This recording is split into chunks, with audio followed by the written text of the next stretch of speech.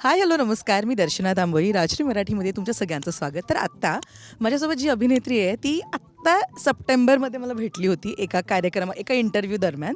तिच्याच best friend बरोबरचा तिचा interview होता. त्याच्यातनं मी तिला प्रश्न विचारला होता, काय वेडिंग प्लॅन्स आहेत हां, आणि त्याच्यावरती म्हणाली होती, काय नाही यार दर्शना, काही नाही आहे.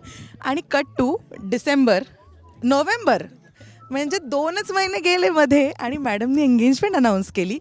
पूजा सावंत आपल्याबरोबर आहेत. खूप स्वागत राजश्री मराठीमध्ये. थँक्यू दर्शना. माझी पहिली कंप्लेंट मी बोलून दाखवली आहे इंट्रोडक्शनमध्ये. आय नो आहे, तू एवढी फॉर्मल नको वागूस माझ्याशी. वी आर एक्स्ट्रीमली सॉरी दोघांकडून. पण झाल्या म्हणजे गोष्टी सिक्रेटिव्ह नाही ठेवल्या आम्ही, पण आम्हाला योग्य वेळ जाणून घ्यायची होती की कधी आपण अनाऊन्स करू शकतो. सो या वी गोष्टी अनाऊन्स. झाल्या असं ती आत्ता म्हणाली आहे की त्या गोष्टी कधी झाल्यात. त्याच दरम्यान झाल्या जेव्हा आपला इंटरव्ह्यू चालू होता. पण छान ॲक्ट्रेस असतो पूजा. नाही, त्याच्यानंतर झाल्या. त्याच्यानंतर हां, इंटरव्ह्यू नंतर झाल्या ऑफकोर्स. तोपर्यंत मलाही असं ठामपणे असं माहीत नव्हतं. पण साधारण नवरात्र दिवाळी ह्यामध्ये सगळ्या गोष्टी फिक्स झाल्या. असं माझी खूप इच्छा आहे की हा इंटरव्ह्यू तुझी बेस्ट फ्रेंड आशा भट हिने बघावा आणि त्याच्यावर तिने कमेंट करावी आणि मग मी तिच्याशीही गप्पा मारेन. रिंग कुठे आहे आज?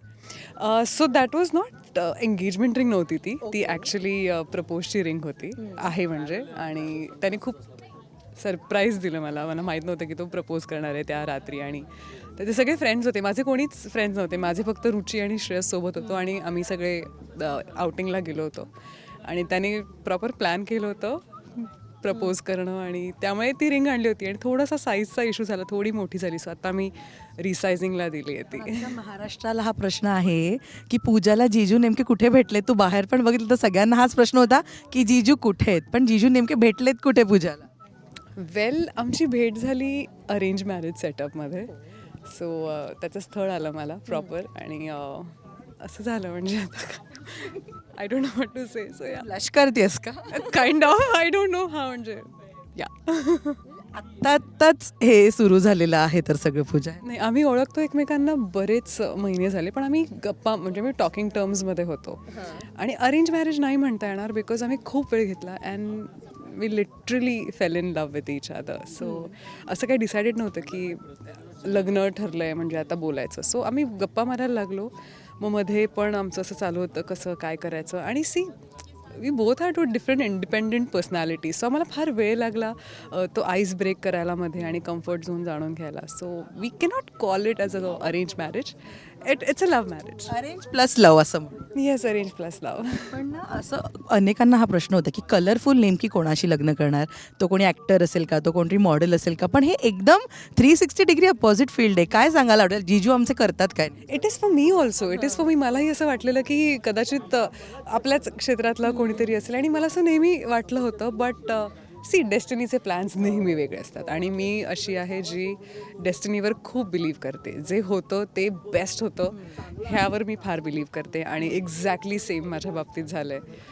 मला कधीच असं वाटलं नव्हतं की अरेंज मॅरेज सेटअपमध्ये I will meet someone and I will marry, असं मला वाटलं नव्हतं. सो आत्ताही अनेक गोष्टी ज्या तुम्हाला माहीत नाही आहेत, कोणाला माहीत नाहीत, बट फॅमिलीमध्ये चालू आहेत which are like way beautiful.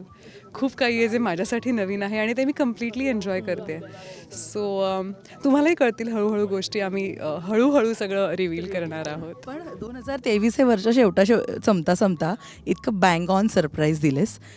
24 सुरू होता मुसाफिरा तर आहेच ऑब्व्हियसली, फेब्रुवारीमध्ये येतोय.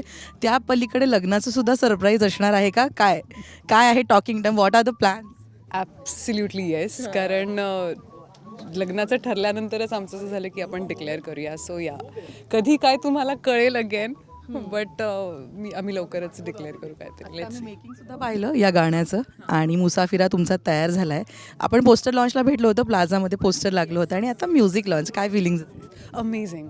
आणि अगेन डेस्टिनी इतक्या छान गोष्टी घडवून आणते. मी आधीसुद्धा लंडनमध्ये काही सिनेमा शूट झालेत माझे, पण ते पोस्ट प्रोडक्शनमध्ये अडकलेत. मुसाफिरा हा असा सिनेमा आहे जे आम्ही मागच्या म्हणजे काही महिन्यात शूट केला आणि आत्ता रिलीज होतोय 2 महिन्यांनी. सो अगेन डेस्टिनीचं जे मॅजिक आहे ना त्याच्यावर नेहमी बिलीव्ह करा. आणि Musafira is one of that. Thank you so much Pooja आणि कॉंग्रॅच्युलेशन्स आणि ऑल द बेस्ट तुला मुसाफिरा.